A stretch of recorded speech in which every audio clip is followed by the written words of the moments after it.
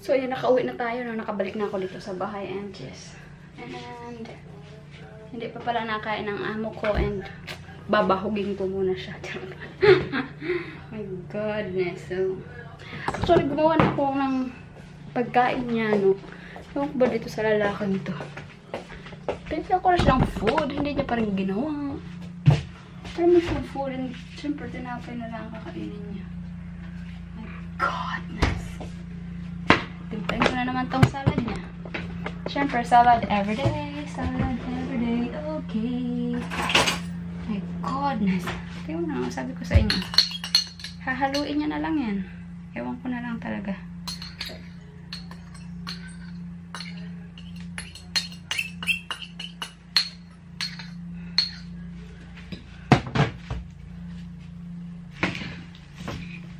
Ibahog ko muna to sa kanya. No, bigay natin to sa kanya na eh.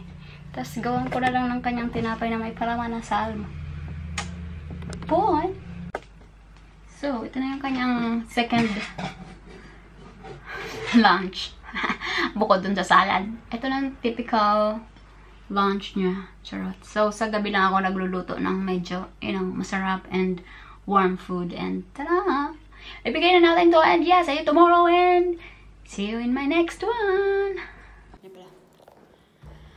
Hello people. Hapon na. So, alas 7 na ng gabi. Pupunta kami ngayon.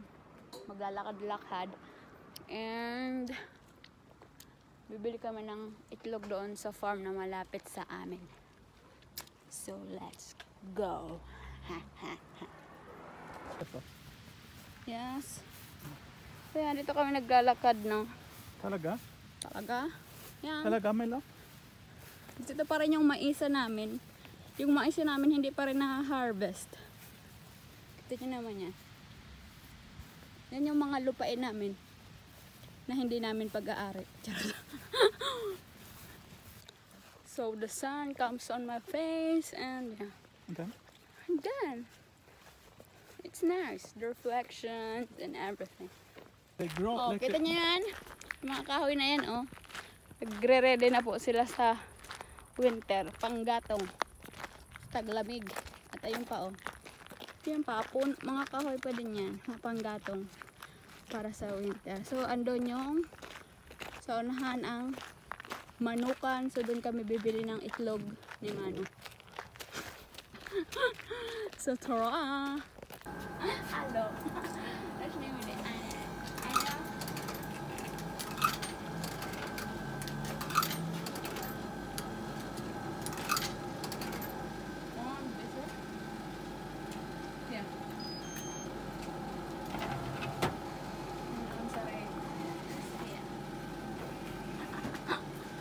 Comments. Okay, let's go na. Hello. So today, no, so wala. Pagdating ko ng bahay kanina after school, antok ako. Kaya natulog ako. So after niyan, nakalimutan ko nga na may nilaban pala ako kakatapos lang. Tapos magdi-dinner na kami. So anong oras na? Alas 6 na ng gabi and natakatapos ko gumawa ng dinner and look at this. Look at this. Wow. So yummy, yeah, right? I know it's yummy. So tara kain tayo, Jai. Oh. Look at this. Wow. Syempre hindi mawala ang ating chopstick. Kita niyo naman yan, oh. Parang hindi siya ramen na tam-tamen. Tam-tamen ramen. Kaya, yan yung ano niya. So, yun. So, kain muna tayo, Jai. Boy. Kain tayo. So, napakainit today, no? Pero, nag-crave ako ng ramen. So, gumawa na lang ako ng sarili kong ramen. And yes. Tada!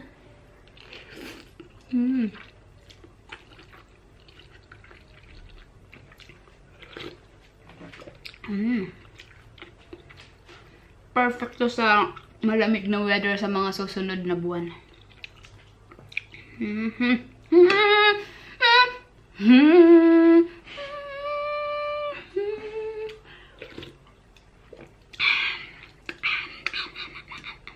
Diba, bumili kami ng nakaraan ng miso paste. Tapos, yes. So, yan. Ito yung ating pak choy. Pak choy.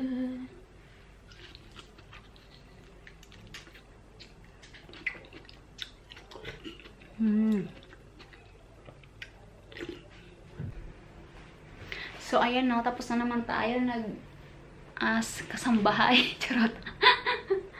Alabarber na naman tayo. So, yes. Ito naman ang ating ginupitan, no? Tayo lilipas natin syempre tayo rin na maglilinis. Ay, my goodness.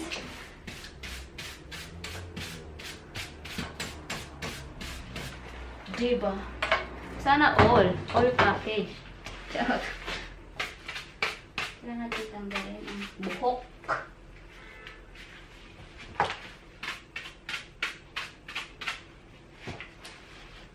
Ang buhok ng amo ko. Yan.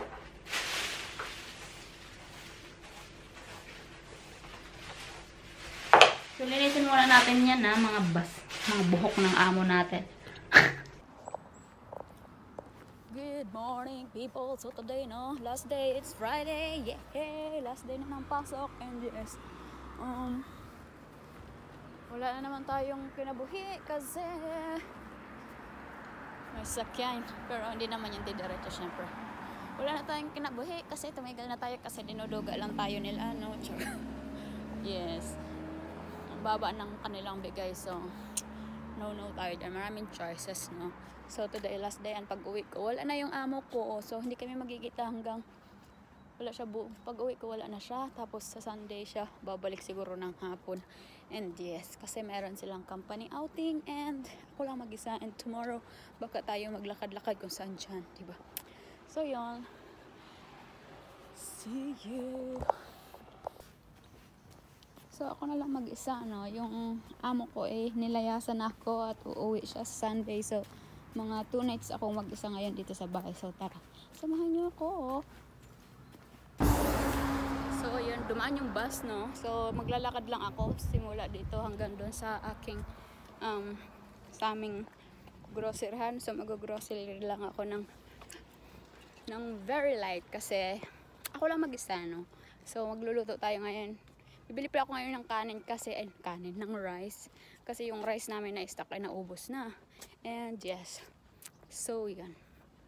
So basta may pera tayong dala, carry na yan. And bukas hindi ko alam kung sasama yung si Erlyn, yung taga dito din. Pero hindi ko pa siya na-meet ko lang nakausap ko lang siya sa WhatsApp. So hindi ko alam kung gusto niyang sumama kasi syempre may sarili din yung buhay. So kaya inalo ko kasi freed naman ako and wala man tayong ganap kasi nga, diba, lumayas na tayo sa ating pinagtatrabahuhan at naghahanap ulit tayo ng bago, no? So kailangan natin isipin yung worth natin. Charot. Kasi nag-work ka tapos binabayaran ka naman ng hindi sapat, then layasan mo na. And yes, tara. Konti lang, ang bibilin ko lang naman kanin, yung bigas, asin, kung basta malit na grocery lang. Ito nga lang yung dala ko. So, hindi ko alam. So, tara. So, ayan. Yung nandito sa side na to, mga school yan. School ng mga bata. And yes. So, doon tayo pupunta. So, apakaganda ng panahon ngayong araw na to, no? Very sunny. So, kailangan nating namnamin yung araw na yan kasi at init kasi sa mga susunod na linggo pababa na yung temperature and yes, kailangan natin magsuot ng mga jacket sa mga susunod na mga linggo.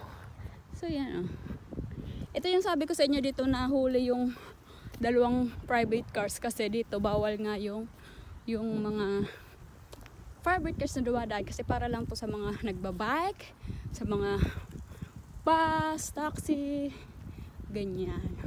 So ito yung park dito malapit din sa amin. Yan, isang ikot din yan na park. So maliit lang yan. Tapos yung sa kabila din yan, mga lupain. Charot. So dito tayo dadaan, no? Sa isang way na to kasi Yung isa. Liliko kasi tayo dito sa doon sa dulo. So dito na tayo dumaan. So yan oh. So very green pa rin naman siya. Pero yung ibang puno na nakikita ko, minsan yung iba parang nag-yellow na. So yun. Mga bahay-bahay, mga apartments dito malapit. Hindi ko din alam no, kung ako lang ba. Kasi nung mga panahon na bago-bago pa lang ako dito, mga ilang buwan pa lang, tapos hindi ako nalabas. Parang, parang mahina yung courage kong lumabas mag-isa. Pero nung nagsimula na ako mag-school, tapos kahit pa paano, may mga kakilala na akong mga... Kasi dun sa classroom ko, walang mga Pinoy or iba't ibang lahi. So, yes. Tapos, after nung, habang nag-i-school ako, no, parang yung courage ko bang lumabas, gawin yung mga dapat kong gawin sa labas na mag-isa is parang kayang-kaya ko na. Charot. Yes. So, kailangan mo lang talagang lumabas sa comfort zone. Sure! So, yan. Liliko na tayo dito and yes. Alam mo naman dito, no? Bawal tayo mag-video sa mga ibang tao kasi private is strictly implemented. So, yan.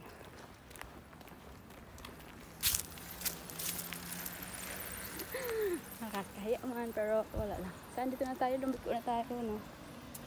Mga bikes.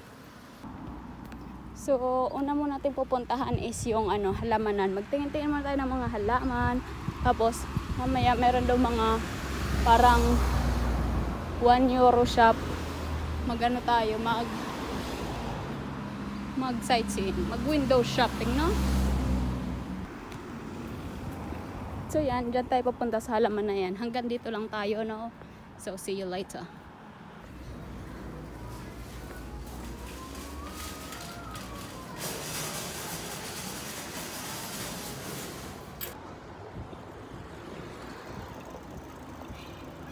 So, tapos na tayo dun sa isa. Dito naman tayo punta sa 1 euro shop, no?